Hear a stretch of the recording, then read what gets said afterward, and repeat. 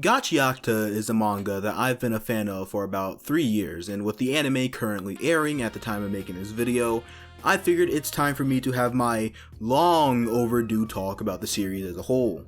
I'll be going over my thoughts on both the manga and the anime, but worry not, anime onlys, I won't explicitly be talking about any events that occur past episode 13. Before we get started, it'd be great if you liked the video for the algorithm and subscribe to the channel. We're getting closer to 5,000 subscribers and I'd love to reach that milestone by the end of the year. If you are for some reason watching this video without having seen Gachiakuta, I'll give a brief summary of the first chapter or so. This little creature is Rudo. Rudo lives in a floating town that is split into two halves. On one side you have the place inhabited by the wealthy, however on the other side are the slums, a place that's biggest defining feature is the giant death pit where criminals are dropped into. Rudo here is a dumpster diver. More specifically, Rudo likes to take discarded items of the rich and repair them, giving them purpose once again. Skipping some other stuff about Rudo that I'll probably get into later, one day after a series of unfortunate events, Rudo is framed for the murder of his adopted father and thrown down into the pit.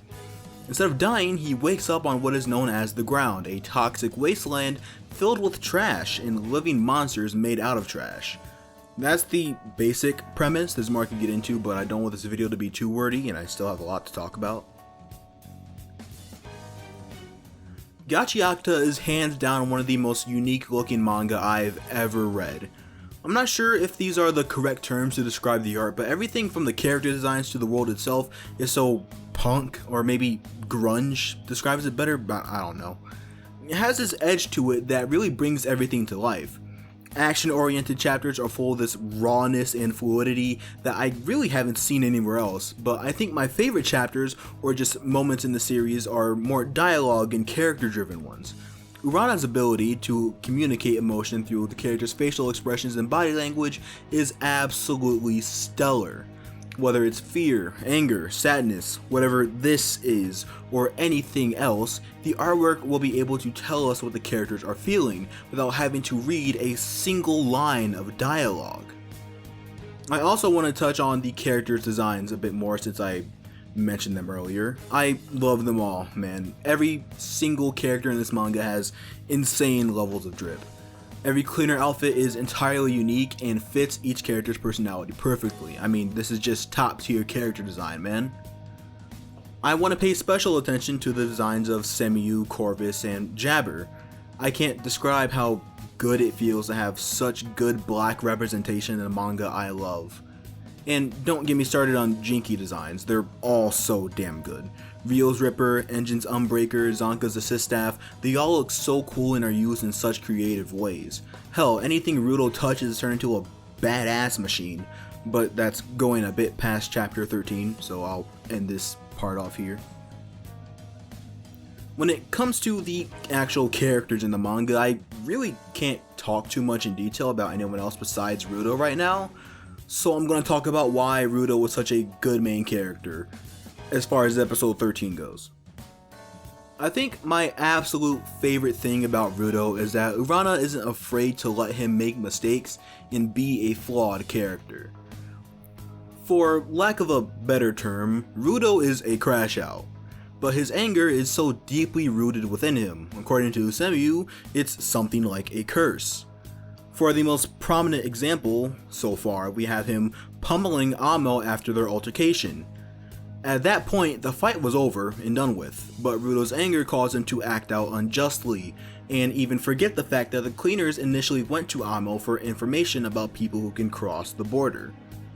I love that Rudo was allowed to act brashly. Seeing him beat up Amo is uncomfortable and ugly, but I think in order for a character to learn from their mistakes, they first need to actually make them. Another thing I love about Rudo is how much he wants to change and how willing he is to learn from other people. Usually characters with anger issues like Rudo are really stuck in their own heads about their issues and the way they come off to other people, but whenever Rudo makes a mistake, he listens to those who correct him and then actually tries to put their advice into action. He's such a proactive character, and it makes following his story incredibly fun and interesting.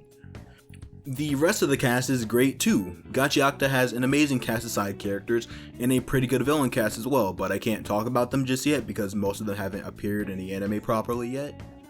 For what it's worth, my favorite character in the series is a three-way tie between Rudo, Ryo, and Amo. Those three just stood out the most to me, but again, all of them are great in their own way. The last thing I want to touch on briefly regarding the manga, I guess, is Gachiakuta's power system. At some point in time, I'll give it a video of its own, but for now I'll just say that I've loved it ever since I read the manga. The concept of giving an object so much love and care that it gains a soul is incredibly unique, and its base is so broad that it gives Arana a lot of room to work with as far as creating a lot of different abilities. As soon as I heard the Gachiakuta anime was going to be made by Studio Bones, I knew we would have a masterpiece on our hands. For the unaware, Bones also did the Soul Eater anime, and while I do have some issues with the last third of that anime, I genuinely think all of the canon material that was adapted was done so extremely well. And as I expected, Bones and the animation team handling Gachiakuta have been doing an absolutely amazing job. It looks incredible. The grunge aesthetic of the world is captured perfectly, and all the characters look great. My favorite thing added in terms of aesthetic, however, is the glowing eyes and anima auras that each of the characters have when using their abilities. It's just so damn cool. It really makes the givers feel special and provides an even bigger spectacle to fight scenes. I think the music in Gachiakuta has been amazing as well. The opening, Hugs, is one of my standouts of this year, and I feel that it is incredibly underrated. Another one of my favorites is the song used for Amo's first appearance, and the ending, Tomoshibi, is also really damn good. The way the anime captured the feel of Graffiti Town and pretty much every other location in this anime, both visually and musically, is one of my favorite parts of it. I just can't get over the vibes the anime has. There's so much sauce here that it's insane. I'm really looking forward to seeing how the anime continues to blow my mind, especially with the stuff that is coming up soon. I never intended this video to be long at all. I just wanted to give my thoughts on both the manga and the anime without spoiling people. Maybe the manga will get a dedicated video or series of videos if you guys want it, just let me know in the comments. Thanks for watching, and that's it for this one.